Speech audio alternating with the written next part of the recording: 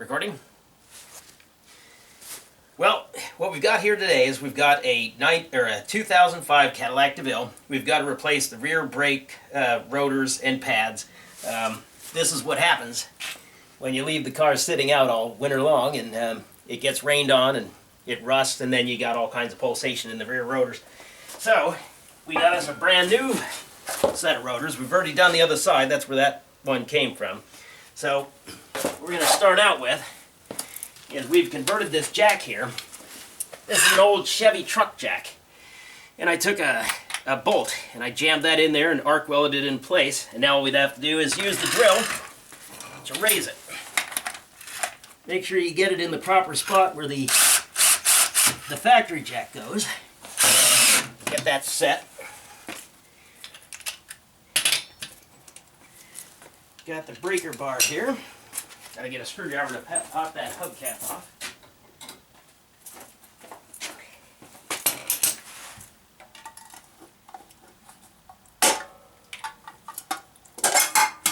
Gotta be an easier way to do that.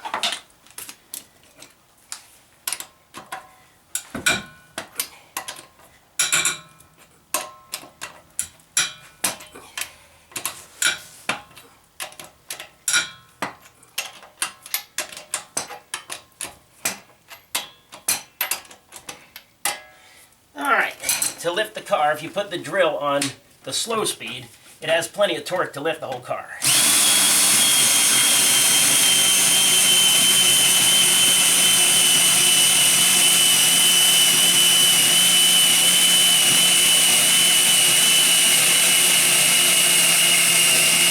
And there we have it. As it turns out, this socket is the same size as the lug nuts and for the jack, so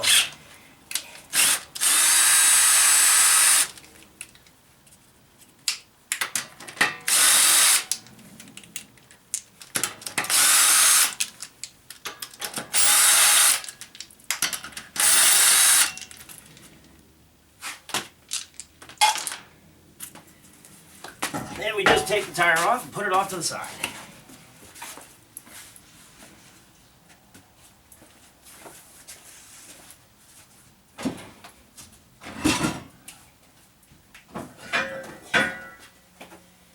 Got a jack stand here. I'm not sure if this is going to be, that may be too tall.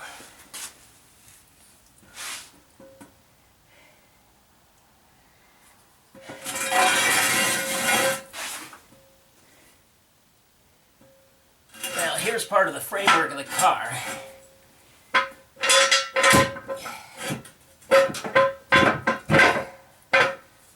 I wouldn't try to lift the car in that spot, but this will keep it from falling if anything goes wrong.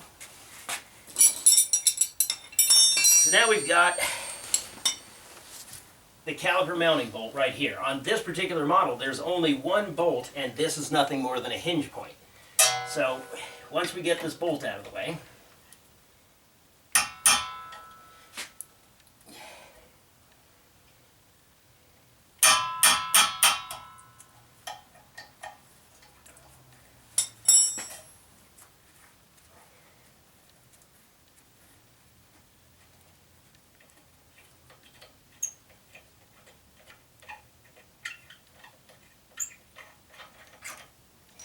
this actually does nothing more than hinges up and out of the way.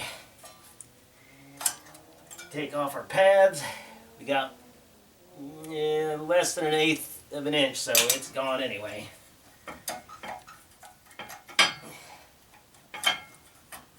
Dude, wow, that's about paper thin on that side. Alright, now we've got to take the caliper mounting bracket off to get it out of our way in order to get the rotor off. This turns out to be a 15mm bolt.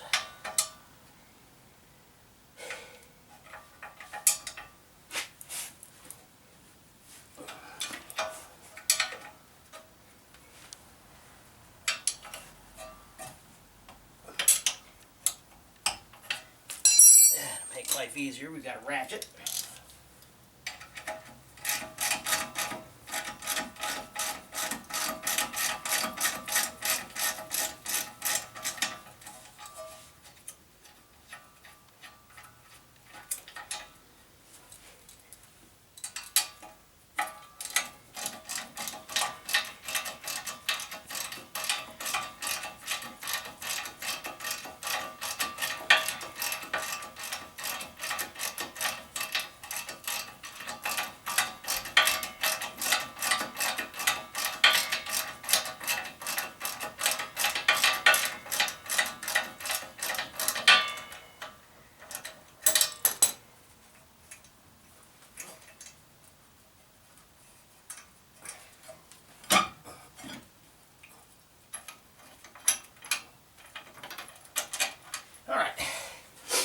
you do that, this entire assembly will just set out of your way.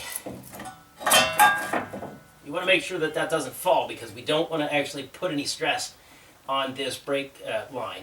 It's a rubber line, and if you stress it and you get cracks on the inside, it might let brake fluid go into the caliper but not go back out, which then you would burn up all your brakes in the back.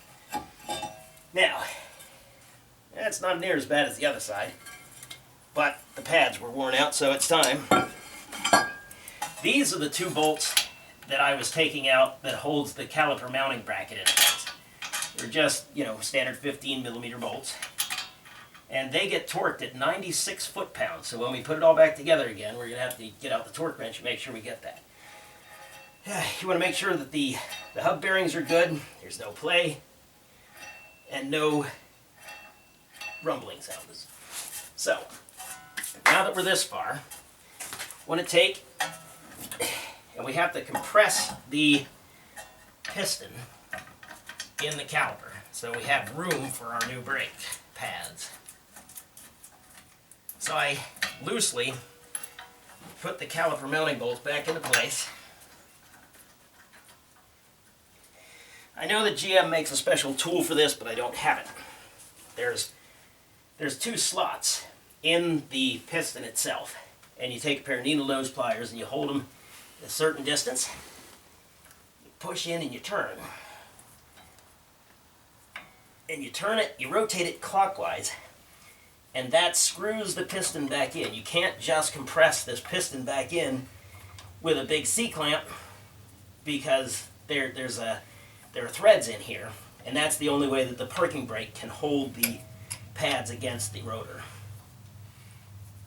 If you try to just compress it with a C-clamp, you're going to break something.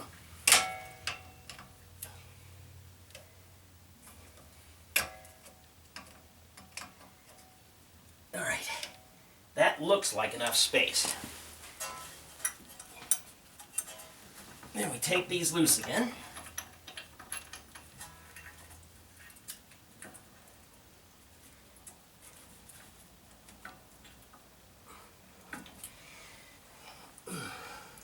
There it is.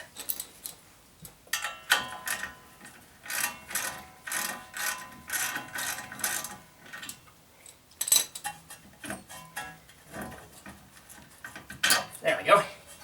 Now, I don't know if you can actually see that in there, but you can see how it's got like kind of a butterfly shape to it, and that's where you turn the piston in. Now, one of my spring clips just popped out, and we need that, so we got to put that back in. Now, you want to make sure that all the places where you got metal-to-metal contact with the brake pads and the springs and anything else is clean, number 1. And number 2, the brake pads, I got these Pro Stop Platinums. It came with some Bosch heavy-duty lubricant.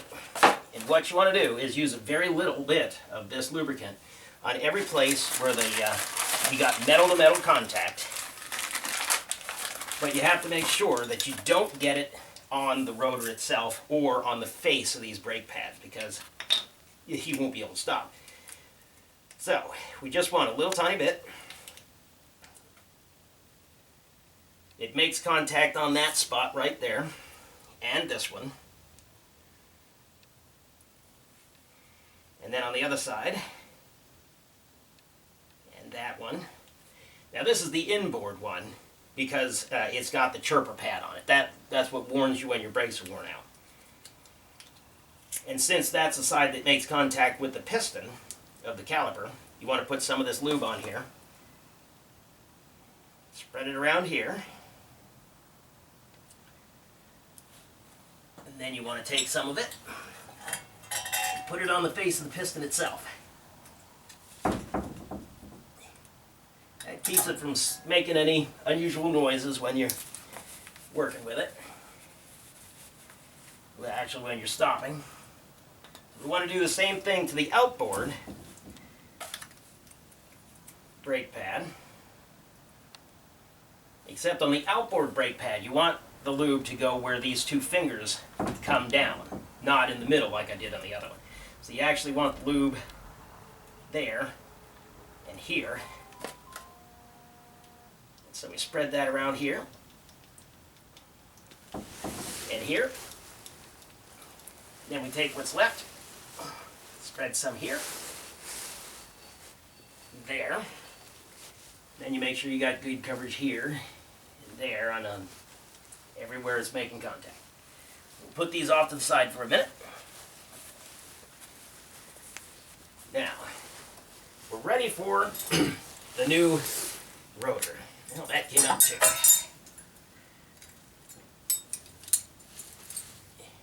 Got to make sure that these pieces are in the correct position before you put everything back together again.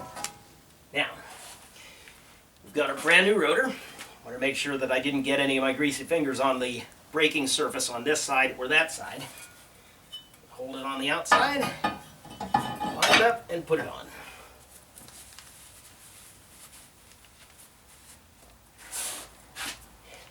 Then we want to take and put our assembly back into position.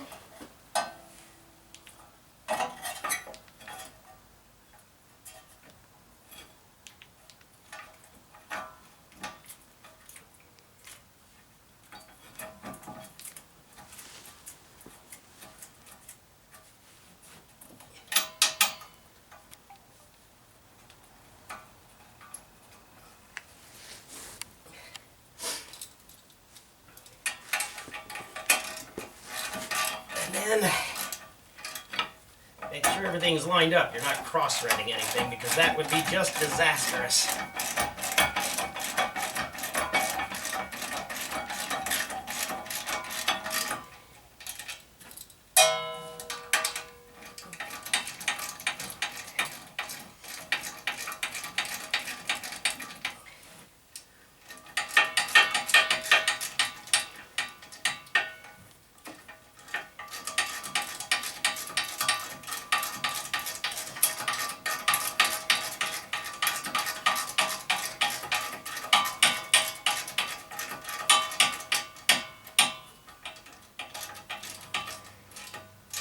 Alright, you want to snug these two bolts down. And then we've got the torque wrench. The book calls for 96 foot-pounds. So I'm sure you're all familiar with the way the torque wrench works.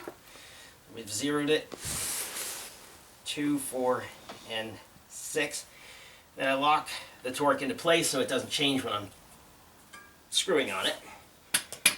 Then we need a 15mm socket. Make sure we're going the right way.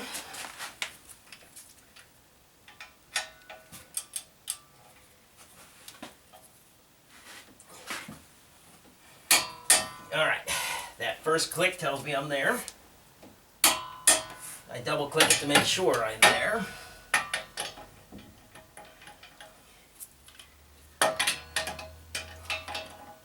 Didn't have that problem on the other side. Okay, here we go.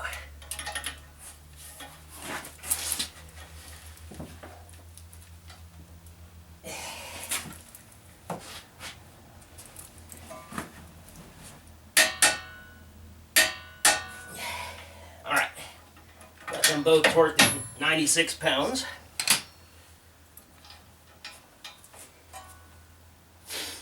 Now we're ready to put the new pads back into place.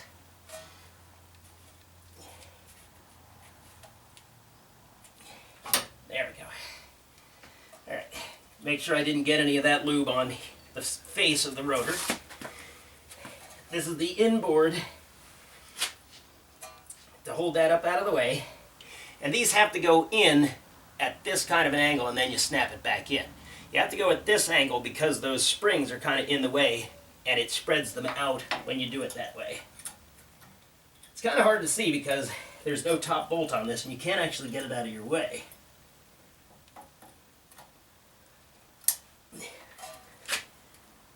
I'm not sure why they designed it that way, but I don't like it.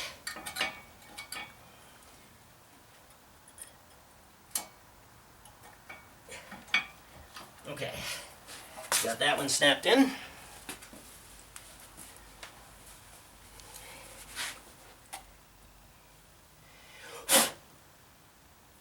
Piece of grass in the lube. Alright, hold this back up out of the way and tilt it bottom side in first.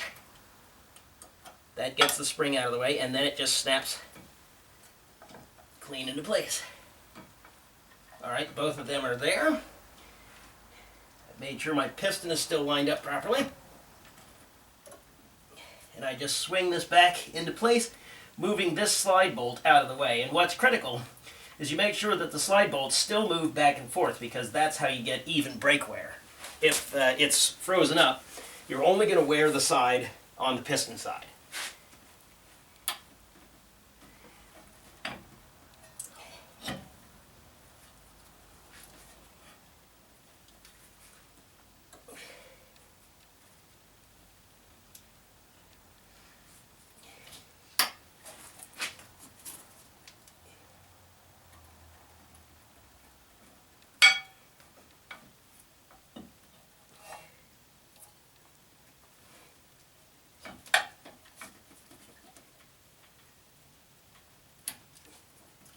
There we go.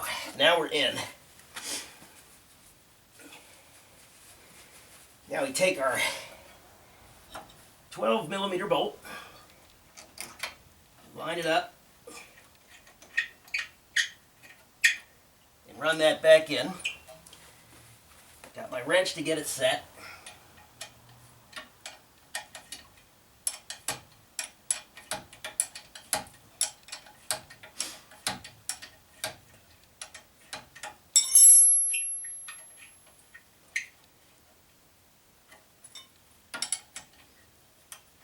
Now, this is supposed to get 20 foot-pounds. Unfortunately, on the other side, there was a bunch of stuff in the way, and there was no way to actually torque it.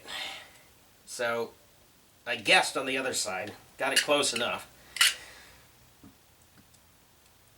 I'm not sure if we're going to be able to torque it on this side or not. There might still be a bunch of stuff in the way. We got our 12. Now we want to unlock the torque wrench, run it all the way back down until the handle is loose. You don't want to turn it all the way, just until it's loose. So then we torque it back up again. Got my 10, turn around, got my 20 right there, and lock it into place.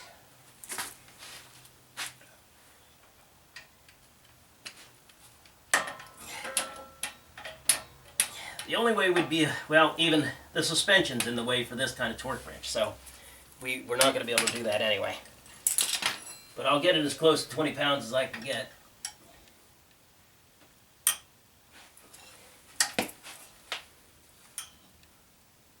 That should do it.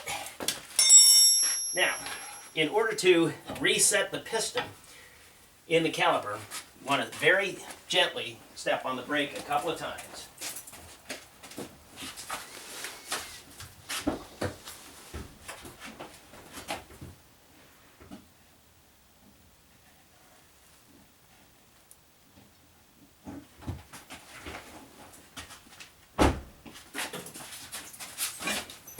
That brings the piston back out from where we screwed it in. You can see that we've got pretty nice even. There is nothing that holds this on, unlike other cars. I wish they did put that on there, but they don't. Get the tire.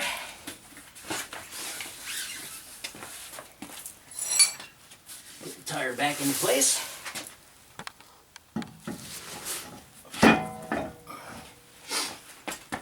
Once again, we've got our drill, lug nuts. You always want to start these back on by hand, but I've been doing this a very long time, and I just take it very slowly. You don't want to cross-thread any of these either.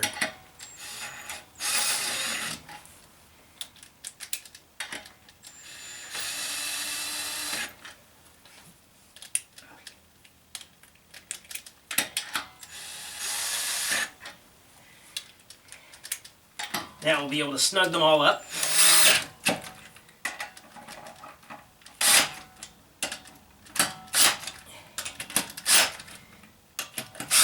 Alright, now I'm going to set the parking brake so that I can torque the lug nuts.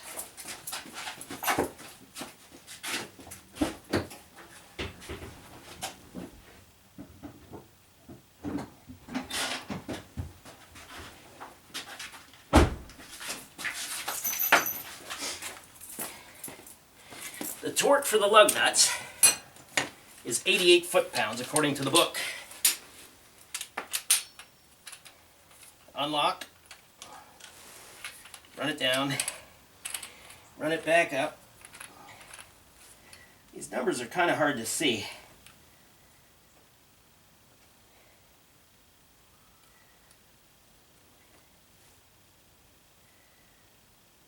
There's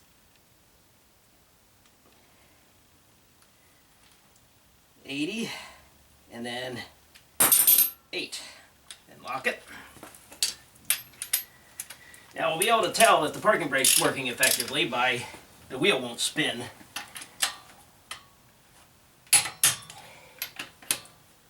You want to tighten the bolts in a star pattern to evenly torque your rim back on.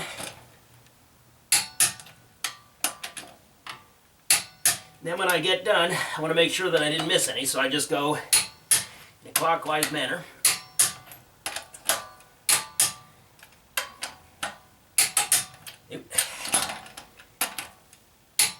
Alright, then I want to release the parking brake and make sure that everything spins with no noise.